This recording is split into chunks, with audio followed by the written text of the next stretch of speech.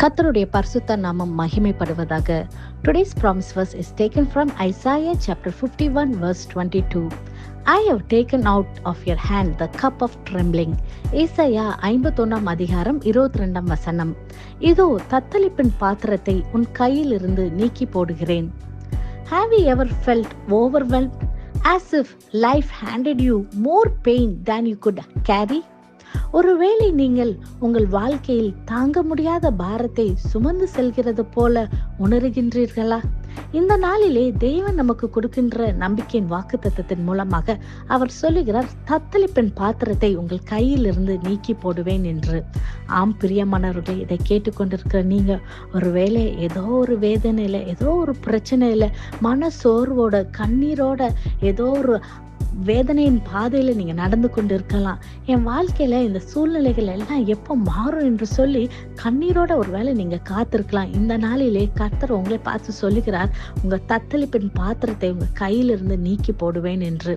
ஒருவேளை அநேக நாட்களாக ஏதோ ஒரு பிரச்சனை, ஏதோ ஒரு பாரம் உங்களை அழுத்தி கொண்டே இருக்குதா? இந்த காரியத்துக்கு என்னைக்கு ஒரு முடிவு வரும்னு சொல்லி நீங்க எதிர்பார்ப்போட காத்திருக்கிறீங்களா? எத்தனையோ காரியங்கள இந்த வாழ்க்கையில இந்த சூழ்நிலை மாறுவதற்காக நான் ஜெபிச்சேன், என்னென்ன பிரயாசெல்லாம் எடுத்து பார்த்தேன், ஆனா இதுல ஒரு மாற்றமும் இல்லைன்னு சொல்லி ஒருவேளை நீங்கள் வேதனையோட இந்த சூழ்நிலை மாறுவதற்கு வாய்ப்பே இல்லை என்று சொல்லி நீங்க ஒருவேளை கண்ணீரோட இருக்கலாம். இன்னைக்கு கர்த்தர் உங்களை பார்த்து ஒரு டிவைன் டிக்ளரேஷன் அவர் கொடுக்கிறாரு. அந்த தத்தளிப்பின் பாத்திரத்தை உங்களை விட்டு அவர் நீக்கி போடுகிறார் என்று. அது என்ன பிரச்சனையாக இருக்கலாம், அது எப்படிப்பட்ட சூழ்நிலையாக இருக்கலாம், அது உங்களை எவ்வளவு கலங்க செய்ய வைத்திருக்குதோ, அல்லது இந்த நாள இந்த நிமித்தமாக, இந்த பிரச்சனை நிமித்தமாக ஒருவேளை நீங்க மிகவும் ஒரு மன அழுத்தத்துக்குள்ள நீங்க கடந்து சென்று கொண்டிருக்கலாம்.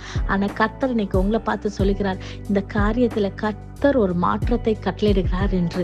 இந்த நாளிலே அவர் உங்கள் கண்ணீரை துடைக்கிற தேவனாக, உங்களுடைய சூழ்நிலைகளை மாற்றுகிற கர்த்தராக இந்த நாளில அவர் உங்களுக்கு வெளிப்படுத்த போகிறார்.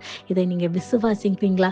எந்த விதமான பிரச்சனையில, எந்த விதமான நெருக்கத்துல, எந்த விதமான தத்தளிப்புப்பட்ட சூழ்நிலையில, அலக்களிக்கப்பட்ட சூழ்நிலையில நீங்க கடந்து வருகிறீங்களோ, இந்த நாளிலிருந்து கர்த்தர் உங்களுக்கு ஒரு புது மாற்றத்தை, ஒரு விடுதலையை அவர் தர வல்லவரா இருக்கிறார். பிரியமானவர்களே, இதை நீங்க விசுவாசிக்கிறீங்களா? Your tears have been seen, your cries have been heard, and your burden has been answered. The season of constant battle is over. Stand steady because the Lord himself is your defender.